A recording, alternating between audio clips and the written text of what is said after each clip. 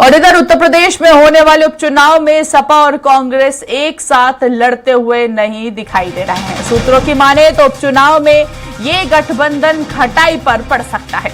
बताया ये जा रहा है कि विधानसभा उपचुनाव में सपा और कांग्रेस का गठबंधन खटाई में पड़ता हुआ दिखाई दे रहा है। मध्य प्रदेश और हरियाणा में सीटें ना मिलने से सपा भी यूपी में साझेदारी के लिए तैयार नहीं है। वैसे भी सपा के कुछ रणनीतिकार मानते हैं कि विधानसभा चुनाव में कांग्रेस के साथ साझेदारी के दूरगामी परिणाम उसके हित में नहीं होंगे। यूपी में 10 विधानसभा सीट करहल, सीसामऊ, मिल्कीपुर, कटेहरी के साथ ही कुंदर की खेर, गाजियाबाद, फूलपुर, मजवा और इसके साथ ही मीरापुर में उपचुनाव होने हैं।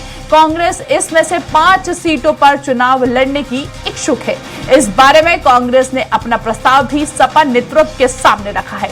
सपा ने भी हरियाणा के विधानसभा चुनाव में इंडिया गठबंधन के तहत कांग्रेस से 2 सीटें मांगी थी, लेकिन कांग्रेस की हरियाणा इकाई सपा को कोई भी सीट ना देने पर अड़ गई।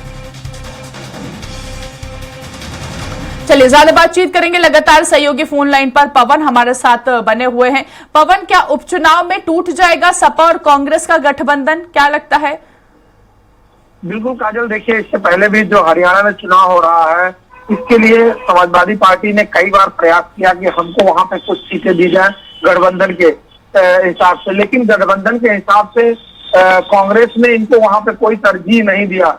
इनकी मांग थी कि हमको मात्र 2 सीट दे दिया जाए तो भी हम अपने आप को, अपनी पार्टी को आगे बढ़ा लेंगे। क्योंकि इससे पहले भी समाजवादी पार्टी प्रयासरत थी कि हम अन्य जिन प्रदेशों में चुनाव होंगे वहां पर हम अपने कैंडिडेट उतारेंगे। क्योंकि अभी हाल में जो पार्लियामेंट्री चुनाव हुआ उसमें गठबंधन ऑलरेडी साथ में थी, तो ऐसा उम्मीद था इनको कि कांग्रेस हमको वहां पर सीट देगी, लेकिन कांग्रेस का वहां वर्चस्व, तो इसलिए कांग्रेस ने इनको दरकिनार करते हुए इनको सीट नहीं दिया, जिसको लेके उनका सीधा सीधा असर उत्तर प्रदेश में दिखाई देगा। क्योंकि समाजवादी पार्टी के जो लोग हैं उनकी सूत्रों से अगर जानकारी हम बताएं तो ऐसा माना जा रहा है कि चूंकि कांग्रेस का यहाँ कोई जनाधार नहीं बचा हुआ इस समय, तो ऐसे में समाजवादी पार्टी इस उपचुनाव में कांग्रेस को तरजीह देने के मूड में नहीं है। क्योंकि कांग्रेस ने इससे पहले ऐसा प्रस्ताव दिया था, इंटरनल बातचीत हुई थी कि हमको 5 सीट उपचुनाव में दे दिया जाए। क्योंकि जिस तरह से पार्लियामेंट्री चुनाव हुआ, इनकी 6 सीटें आई है कांग्रेस की, तो ऐसे में उनको लगता है कि हम यहाँ अपना जनाधार बढ़ा सकते हैं।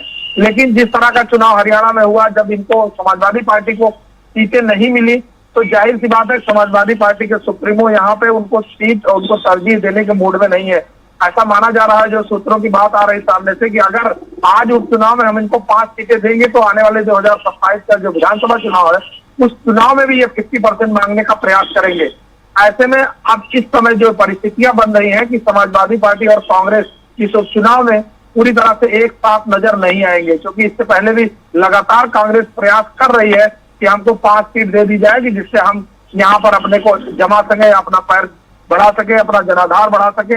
लेकिन अब जब हरियाणा में समाजवादी पार्टी को सीट नहीं मिली है, तो यहाँ उत्तर प्रदेश में चूंकि इन्हीं का जनाधार है समाजवादी पार्टी का, तो ऐसे में वो कांग्रेस को तरजीह देने के मूड में अभी तक नहीं है। काजल, बिल्कुल पवन, के सपा नेतृत्व बड़ा दिल दिखाते हुए कहीं ना कहीं यूपी में कांग्रेस को कुछ सीटें देने के लिए एन वक्त पर तैयार तो नहीं हो जाएगा, जिस तरह की स्थिति नजर आ रही है?